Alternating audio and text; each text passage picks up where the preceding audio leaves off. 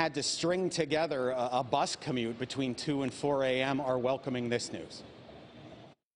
The subway reclaims one of its best-known characteristics. Monday, May 17th, it becomes again a 24/7 service. Last May, MTA officials and the governor announced the closure for 4 hours, initially overnight. That was changed to a 2-hour closure in February. They said it would allow for the complete cleaning and disinfecting of train cars, especially when there were fewer studies on surface transmission. Governor Cuomo says it has also been a way to address people who were homeless. I'm saying that can't be reversed.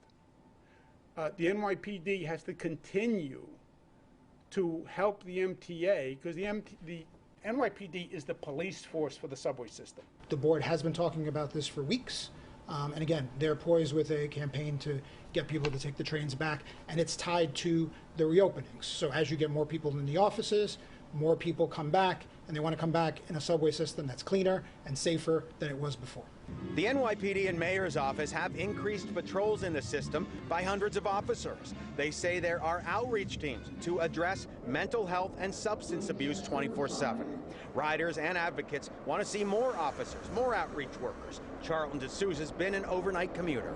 1 o'clock in the morning when I've been on the F train, it's been homeless individuals going between the cars, running up and down, asking people for change. But the worst thing is they're not wearing masks. The mask campaign will continue. The Transport Workers Union, Local 100, supports this switch back to 24-hour service, wants to see continued police presence, mental health outreach. We're normally seeing 2 million swipes now regularly, but remember, it would be a much busier scene here behind me on what would be a typical day, some 5.5 million subway swipes. In Midtown, Greg Mocker, Pix 11 News. All right, Greg, thank you. All right, we want to continue this conversation tonight with Interim New York City Transit President Sarah Feinberg. Sarah, thanks so much for joining us. Thanks for having me. Always nice to see Greg in the system, too. Yes, absolutely. Yes, he is always there somewhere, that's for sure. Well, let's go ahead and talk about it. More and more people we know are taking the trains, but one concern, and Greg talked about it, is the cleanliness with overnight subway service returning. So how does that affect the cleaning and disinfecting, and when's it going to take place? Well, look, we've been cleaning 24/7, 24 hours a day, 7 days a week for more than a year now. Since the beginning of this pandemic, we realized that the way to keep our customers and our workforce safe and the way to give people confidence to come back to the system would be to make sure that it was really clean and disinfected. So we've gotten really good at that. We've gotten really effective and efficient at it. We'll have to continue to do that. Obviously, it's easier without riders 24/7, but as riders come back all hours of the night, we're going to have to just be even more efficient than we have been. But I have confidence we'll be able to do that. You talk about keeping the system safe, and obviously I think for a lot of folks, the concern isn't just about the pandemic and coronavirus. The concern is also about violence. The concern is about somebody coming down the train trying to, get money out of them. So what's being done right now? Obviously there's been conversations about more officers in the system, but is it enough? You're exactly right. Look, we do a customer survey 4 times a year, every quarter, where we ask tens of thousands of our customers, what are we doing well on, what needs improvement, what are you worried about? And in our most recent customer survey, 87% of our customers said, I'm worried about crime and harassment. Please do more to address this issue. And so that's one of the reasons you see us out there talking about this all the time. It's not because we want to, talk about the things that are happening in the system that, are bad news. We want to be talking about good news all the time. But I think it's really important to be transparent with our customers and our workers about, where we have issues and what we're doing to address those issues. So, look, we have thrown everything we can at this. We've got MTA police out in the system, deep in the subway system. I've hired security contractors. I've ordered thousands of cameras. I'm installing them as fast as they come in. They don't sit in a warehouse. Now, what I'm saying is I need the city to meet me halfway. I need mental health experts. I need more police. I need all of that in the system. As transit comes back, so comes back the city. I need the city to partner with me to help me get it over the line here. So just to be clear, you're saying the city is dropping the ball.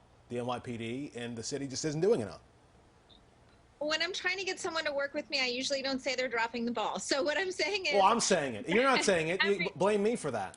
I'll let you say it. I'm reaching out to my partners saying, I know that we can do this together. I know that if we put more into this, we can give our riders the confidence to come back to their commute, the confidence to take public transit back to the city. It'll be good for the city, good for the economy, good for the environment, and help me do it. Let me ask you something. What is the biggest challenge with bringing people back? Obviously, we talked about the crime.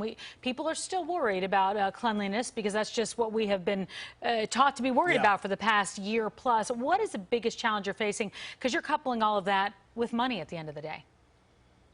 Right. So look, I've got to do everything I can to bring ridership back. It's interesting before people come back to their commutes, when they're home, they're working from home, maybe their kid hasn't started that in-person school yet, they're thinking about returning to their commute. There's two things they're worried about.